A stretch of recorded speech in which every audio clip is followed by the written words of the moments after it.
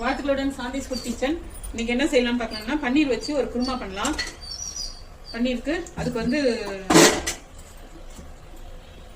இஞ்சி, பூண்டு, சின்ன வெங்காயம், ஸ்பைசஸ் கொஞ்சம் போட்டு இதை அரைச்சி எடுத்துட்டு வந்திருக்கேன். இதில் ஸ்பைசஸ் சேர்த்துருக்கேன். இதுல இந்த பக்கம் பன்னீரை வந்து ஃப்ரை பண்ணி எடுத்துக்கலாம்.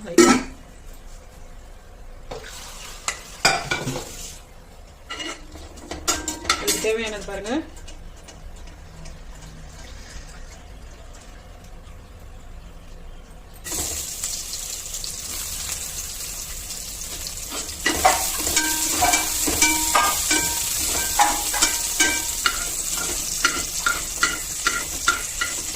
லைட்டாக இதை வந்து வதக்கி எடுத்துக்கிட்டோம்னா நல்லாயிருக்கும். இது மேலே போடும்போது அதனால முதல்ல வதக்கிக்கணும். மறந்துக்கணும்.